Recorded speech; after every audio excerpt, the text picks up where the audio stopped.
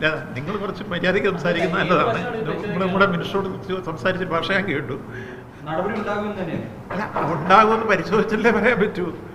നിങ്ങൾ മുൻപതിയോട് കൂടി എന്നെ കൊണ്ട് ഉണ്ടാകും അറിയിപ്പിക്കാനോ ശ്രമിക്കുന്ന എനിക്കറിയാം. അല്ല, ഈ കാര്യത്തിൽ ഉണ്ട്. അല്ല, നിങ്ങൾ കുറച്ച് മര്യാദയ്ക്ക് സംസാരിക്കുന്നത് നല്ലതാണ്. നമ്മുടെ മിനിസ്റ്ററോട് സംസാരിച്ച ഭാഷ ഞാൻ കേട്ടു. അല്ല, നമുക്ക് ശാന്തമായി ഞാൻ പറഞ്ഞു, നമ്മളെല്ലാം അന്യോന്യം അറിയുന്നവരല്ലേ. ഈ കാര്യത്തിൽ ശാന്തമായും ഭൗതികമായിട്ട് ഏത് ക്വസ്റ്റിനും ആൻസർ ചെയ്യാൻ ഞങ്ങൾക്ക് ഇരുന്നവർക്ക് കഴിയുന്നവരാണ്. അപ്പോൾ അതുകൊണ്ട് നിങ്ങൾ ഏത് ചോദിച്ചാലും ഒരു കൃത്യമായ മറുപടിയുണ്ട്. അപ്പോൾ ഇവിടെ ഈ വിഷയത്തിൽ ഞങ്ങൾ വന്നു കഴിഞ്ഞപ്പോൾ നിങ്ങളൊരു ചോദ്യം കൂടി ചോദിച്ചു. ഈ കാലതാമസം വന്നില്ലേ, ഞങ്ങൾ രണ്ടുപേരും വേറൊരു മീറ്റിംഗ്, CM-ൻ്റെ മീറ്റിംഗും അവിടെ റീജിയണൽ മീറ്റിംഗ് നടന്നുകൊണ്ടിരിക്കുന്നുണ്ട്. കേട്ടപ്പോഴേ ചാടി ഓടി ഇവിടെ വന്നു. ഞാനാണ് ആദ്യം വന്നു, മിനിസ്റ്റർ പുറകെ വന്നു, ACS പുറകെ വന്നു, സൂപ്രണ്ട്, ഞങ്ങൾ ഒന്നിച്ചാണ് വണ്ടിയിൽ കയറി വരും. സൂപ്രണ്ടൊക്കെ അവിടെയാണ്, അദ്ദേഹത്തിനോട് അറിയില്ല.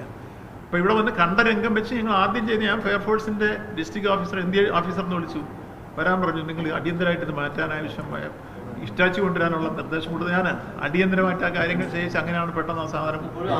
അല്ല, ആളുണ്ടോ അതുണ്ടോന്ന് അറിയാൻ വേണ്ടിയാണ് പെട്ടെന്ന് ചെയ്യാൻ പറഞ്ഞത്. ഞങ്ങൾ വന്നിട്ടായി ചെയ്യിച്ചേ. പണ്ട് എപ്പോഴും 2013 തന്നെ, ഈ 2013 തന്നെ ബലക്ഷയം ഉണ്ടെന്നുള്ള റിപ്പോർട്ട് ഉള്ളതിനെ തുടർന്നാണ് 2016 അധികാരത്തിൽ വന്ന് പിണറായി ഗവൺമെന്റാണ് ഇതിനു വേണ്ടി ഫണ്ട് വെച്ച് പണി ആരംഭിച്ചത്. അതിന് മുമ്പത്തെ ഗവൺമെന്റ് ആരും ഒന്നും ചെയ്തിരുന്നില്ല.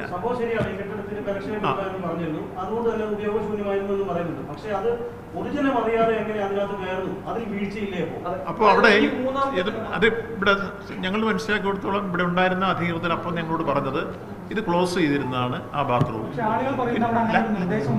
കേക്ക് ഞങ്ങൾ മനസ്സിലാക്കി അവർ പറഞ്ഞതാണ്. ഇനി അങ്ങനെ അല്ല എന്നുള്ളതെങ്കിൽ അത് പരിശോധിക്കുന്നതാണ് മിനിസ്റ്റർ പറഞ്ഞത്.